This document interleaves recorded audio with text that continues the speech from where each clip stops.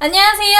미니멀 재테크 호우양입니다. 많이 기다리셨죠? 제가 오늘 드디어 월급 200만원 월급관리 자취생 편을 들고 왔습니다. 우선 자취생이 아니시더라도 도움되는 월급쟁이 통장관리 편이 궁금하시면 1편을 여기 위에 참고해주시면 될 것 같습니다. 이번 편은 약간 언니의 조언이다 라는 느낌으로 봐주셨으면 좋겠어요. 그럼 시작해볼게요.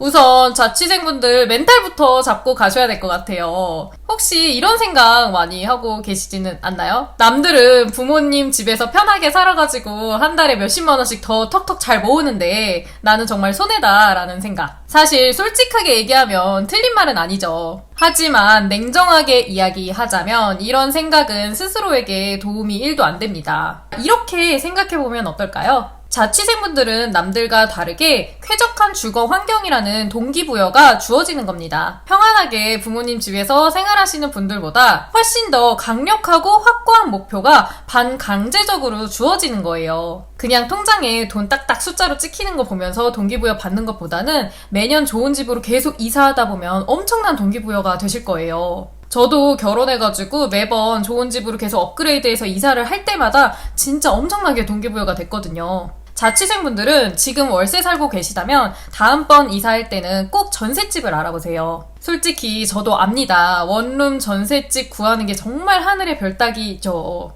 하지만 월세보다 전세가 무조건 더 저렴합니다. 그냥 막연하게 저는 대출이 싫어요 이러시는 분들이 있는데 전세 대출 같은 경우는 무서워하실 필요가 없어요. 또 뭐 내가 전세 대출로 돈을 받아서 그 돈을 뭐 자동차를 산다거나 뭐 어떤 소비를 한다거나 이런 게 아니라 내가 그냥 살다가 이제 이사 갈 때 집주인에게 받으면 되는 돈이기 때문에 뭐 그렇게 대출에 대해서 두려워하실 필요는 없습니다. 전세가 만약에 1억인 집이다라고 하면 그 집이 월세로 나왔을 때는 뭐 1000에 30에서 40만 원 정도로 나오게 되어 있거든요. 그런데 내가 만약에 전세 대출을 1억을 받는다라고 하면 이 1억에 대한 이자가 한 달에 30만 원 이하, 뭐 20만 원에서 25만 원 사이로 요즘엔 나오고 있습니다. 그러니까 월세를 내는 것보다 전세 대출을 받아서 이자를 내는 게 거의 한 10만 원에서 20만 원 정도 쌀 거예요. 전세 대출 같은 경우 전세 보증금의 20%만 내가 현금으로 가지고 있으면 80%는 은행에서 모두 다 대출을 해줍니다. 그리고 뭐 소득이 걱정이 되실 수도 있는데요. 만약에 내가 사대보험 내고 있는 직장을 다니고 계시다라고 하면 월 소득에 관계없이 대부분 다 대출이 나오고 있어요. 전세 대출 같은 경우. 그러니까 다음번에 이사하실 때는 꼭 전세를 알아보시기를 추천드립니다. 그리고 자취방 위치는 웬만하면 회사에서 가장 가까운 곳으로 선택하시는 게 좋아요. 제일 좋은 건 뭐 10분에서 30분 이내로 걸어 다닐 수 있는 곳이면 가장 좋습니다. 월세를 내거나 전세에 살 경우 대출 이자를 내야 되는데 만약에 내가 교통비까지 많이 나가게 된다라고 하면 월에 지출하는 고정지출 비용이 늘어나잖아요.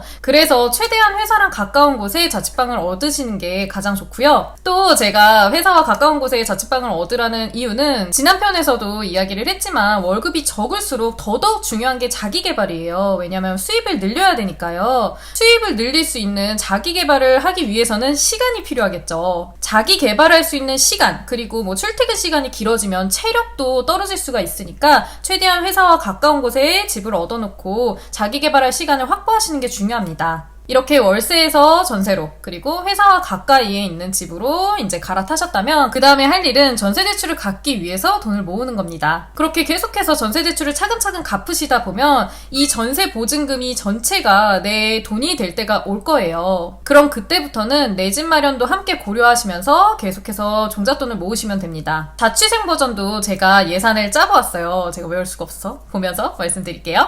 월 급여 200만 원 중에 월세 및 보증금은 50만 원을 잡았습니다. 사실 50만 원 그렇게 큰 금액은 아니라는 거 알고 있어요. 그런데 최대한 적게 잡아보았고요. 만약에 전세 대출을 받았다, 월세가 아니라 전세 대출이다 라고 하면 40만 원 정도면 충분할 거라고 생각이 돼요. 그리고 식비는 30만 원으로 잡았는데요. 만약에 회사 식당을 이용할 경우 15만 원이면 될 것 같아서 15만 원을 따로 적어 놓았고요. 그리고 폰비는 5만 원. 이 폰비 5만 원에 대해서도 여러 가지 댓글이 어떻게 핸드폰비가 5만 원밖에 안 나가냐 이런 이야기가 있었는데요. 단말기 할부금을 뺀다면 누구나 5만 원 이하로 적용 가능하다는 거 아실 거예요. 그래서 우선 5만 원으로 잡아두었고요. 그리고 교통비는 5만 원. 5만 원보다 더 적으면 좋겠죠. 뭐 예를 들면 마을버스를 타고 다니는 위치에 자취방을 얻는다거나 라고 하면 5만 원도 안 될 수도 있습니다. 기타는 10만 원, 청약이 2만 원, 그리고 예비비가 15만 원, 자기계발비 20만원, 이렇게 계산을 해보면 강제저축 63만원이 계산이 나옵니다. 자취생분들은 자취 안 하시는 분들보다 좀 더 소비 통제에 신경을 쓰셔야 돼요.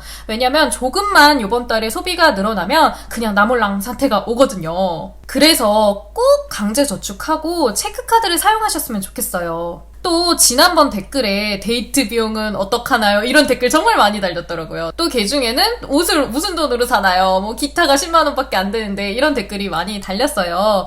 그래서 제가 예비비를 15만원으로 크게 잡아놓은 겁니다. 이런 취향에 관한 소비들, 그러니까 뭐 옷이라던가 화장품이라던가 때에 따라서 데이트 비용 이런 내용들은 모두 다 예비비로 약간씩 조정을 해서 예산을 잡으시면 돼요. 예비비는 계절성 지출이나 들쭉날쭉하게 그달에 따라 드는 돈들이 있잖아요. 뭐 예를 들면 갑자기 경조사비가 많이 나가는 달이 있거나 이럴 때를 대비해서 잡아두는 돈인데요. 우선 생활비에다가 예비비 전체에 15만원을 넣어두지 마시고 월급 들어오면 15만원을 다른 통장에 넣어놨다가 정말 이번 달에 특별하게 갑자기 돈이 들 일이 생겼다. 특히 경조사비가 그런 것 같아요. 갑자기 결혼 많은 달 있잖아요. 막 뭐 결혼 새벽만 해도 15만원이니까 이런 달에 예비비를 그냥 꺼내서 쓰는 거예요. 그래서 최대한 안 쓰려고 따로 빼놨다가 그게 뭐 한두 달은 안 썼으면 30만원이 모을 거 아니에요. 그럼 그 30만원을 뭐 겨울철에 코트를 산다거나 할 때 꺼내서 쓸 수 있도록 이런 식으로 생활비에 넣어놓지 않고 따로 떼어서 활용을 하는 소비성 비상금이라고 생각을 하시면 됩니다. 또 여기에는 저번에 넣지 않았던 청약통장을 넣어놨어요. 자취생분들이야말로 정말 청약통장이 중요하다고 생각을 하거든요.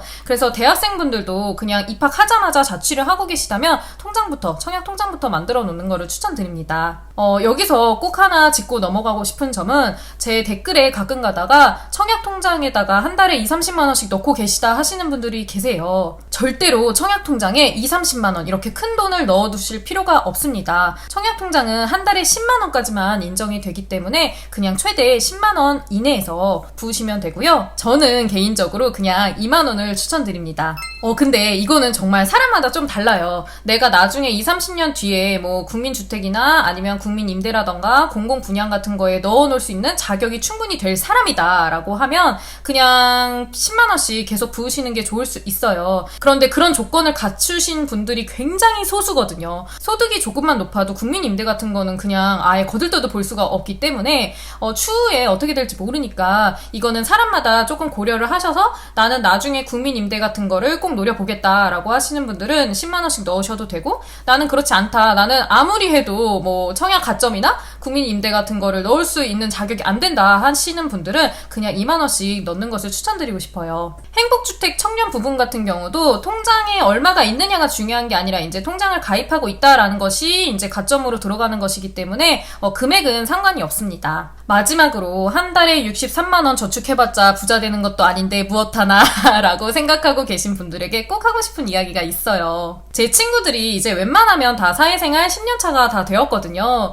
그 친구들이 이제 와서 많이 하는 말들이 무엇이냐면 그냥 한 달에 10만원씩이라도 더 모을걸 아쉽다 하는 이야기를 많이 합니다. 사회초년생들에게는 10만원이 그냥 10만원으로만 생각이 되기 때문에 뭐 한 달에 10만원이면 1년이면 120만원밖에 안 되는데 뭐 그거 가지고 부자 되겠어? 나 그냥 한 달에 10만원 쓸래! 이렇게 될 수가 있잖아요. 그런데 직장 10년차에게 한 달에 10만원이면 이자 없이 계산해도 1200만원이니까요. 1000만원대로 와닿거든요. 그까짓 거 1000만원, 뭐 1000만원 있다고 부자 되는 것도 아닌데 라는 생각이 또 드실 수가 있어요. 그런데 20, 30대가 단돈 100만원, 아니 진짜 10만원이라도 아쉬워질 때가 적어도 두 번이 옵니다. 첫 번째는 결혼할 때고요. 두 번째는 내 집 마련할 때예요. 비혼이시라면 결혼이 아니라 뭐 자취를 시작할 때일 수도 있을 것 같아요. 아무튼 결혼이나 자취, 내 집 마련할 때가 오면 정말 100만원이 아쉬워지거든요. 진짜 단돈 100만원이라도 더 있었으면 하는 생각이 들 거예요. 63만원이라는 돈이 지금 그냥 액면가로 봤을 때는 굉장히 작고 하찮은 돈으로 보일 수가 있지만 10년이면 이자 빼고도 7,560만원이니까요. 절대로 그것 모아서 무엇하나 라는 생각으로 욜로에 빠지지 마시고 시간의 힘을 한번 믿어보셨으면 좋겠습니다.